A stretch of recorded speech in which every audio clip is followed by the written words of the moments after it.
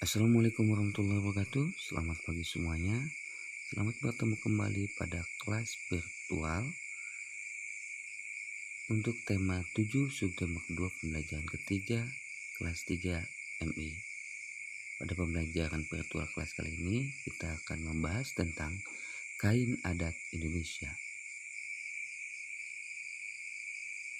Materi ajar pada pertemuan kali ini kita akan membahas tentang contoh kain adat Indonesia, proses pembuatan kain adat, fungsi kain adat, dan kain batik. Kain adat Indonesia. Indonesia dikenal sebagai negara yang kaya budaya. Salah satu sebabnya karena wilayah Indonesia sangat luas. Setiap daerah di Indonesia memiliki budayanya sendiri. Salah satu kekayaan budaya Indonesia adalah kain adat. Setiap daerah memiliki kain adat. Kain songket dikenal sebagai kain adat orang Melayu. Kain sasirangan dikenal sebagai kain adat suku Banjar di Kalimantan. Orang-orang di Jawa memiliki batik dan lurik. Kain tenun dikenal sebagai kain adat dari Nusa Tenggara. Berikut contohnya. Ini merupakan contoh-contoh kain songket dari khas Melayu. Ini merupakan contoh kain dari suku Banjar Kalimantan, yaitu kain sasirangan. Ini contoh dari kain adat Jawa, tenun lurik, dan kain batik. Dari Nusa Tenggara kita akan mengenal kain tenun Nusa Tenggara. Kain adat Indonesia sangat istimewa. Kain adat dibuat dengan menggunakan bahan yang ada di lingkungan tempat tinggal. Warna kain juga berasal dari bahan alam. Kain adat umumnya dibuat dengan cara ditenun tangan. Ini merupakan contoh-contoh bahan-bahan untuk membuat kain adat. Bahan alam yang berasal dari tanaman, ada kapas, serat tanaman.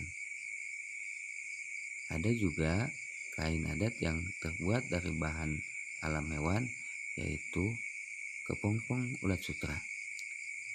Pewarnaan pun menggunakan bahan-bahan alam seperti kunyit dan lain-lain.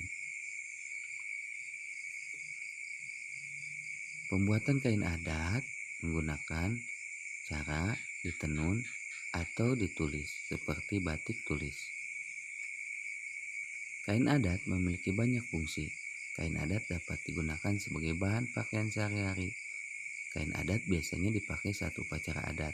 Kain adat juga banyak digunakan sebagai baju tarian daerah. Kain adat sering digunakan dalam upacara perkawinan.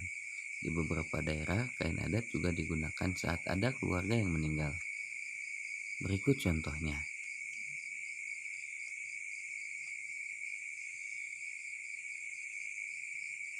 Kain adat yang paling dikenal adalah batik. Batik ditemukan hampir di semua daerah. Setiap daerah memiliki batik dengan ciri yang berbeda. Batik merupakan pakaian nasional Indonesia. Sebagai rasa syukur akan kekayaan pakaian adat, bangsa Indonesia memperingati Hari Batik setiap tanggal 2 Oktober. Ini merupakan contoh pembuatan dan proses pembuatan kain batik. Hari Batik Nasional adalah hari perayaan nasional Indonesia untuk memperingati ditetapkannya batik sebagai warisan kemanusiaan untuk budaya lisan dan non-bendawi oleh UNESCO pada tanggal 2 Oktober 2009. Berikut alasan kenapa kain batik menjadi kain kebanggaan Indonesia dengan ditetapkan sebagai warisan budaya nasional. Pengesahan tanggal 2 Oktober menjadi Hari Batik Nasional berawal saat United Nations Educational, Scientific, and Cultural Organization (UNESCO) menetapkan batik sebagai warisan budaya milik Indonesia. Pengukuhan batik Indonesia di mata dunia memiliki proses yang cukup panjang. Pada 2008, pemerintah di bawah kepemimpinan Presiden Susilo Bambang Yudhoyono mendaftarkan batik ke dalam jajaran daftar warisan kemanusiaan untuk budaya lisan dan non-bendawi ke UNESCO. Setelah diterima secara resmi pada 9 Januari 2009, 9 bulan kemudian, tepatnya pada 2 Oktober 2009, batik dikukuhkan ke dalam daftar warisan dunia di Abu Dhabi, Uni Emirat Arab. Batik Indonesia dianggap telah memenuhi kriteria untuk masuk ke dalam representative list karena dinilai kaya dengan simbol-simbol dan filosofi kehidupan rakyat Indonesia, memberi kontribusi bagi terpeliharanya warisan budaya tak benda pada saat ini dan masa mendatang. Pemerintah pun memasukkan batik Indonesia ke dalam daftar inventaris mata budaya Indonesia. Nah, guna memperingatinya, batik jenis apa yang Anda kenakan hari ini?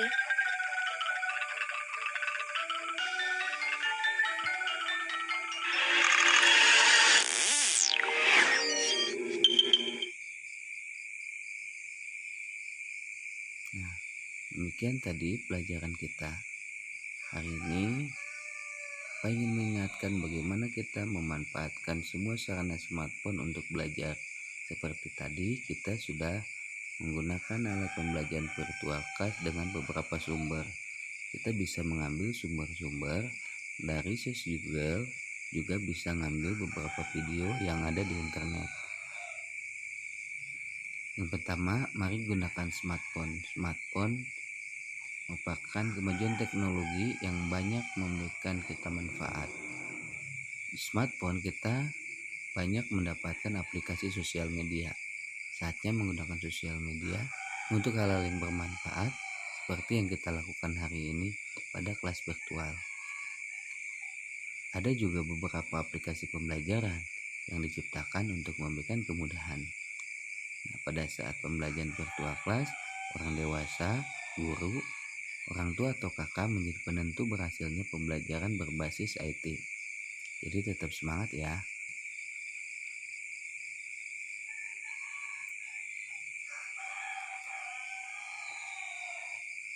Demikian pembelajaran kita hari ini. Terima kasih. Semoga bermanfaat.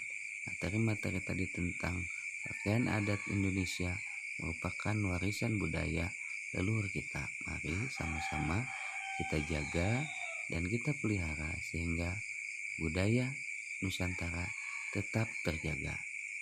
Wassalamualaikum warahmatullahi wabarakatuh.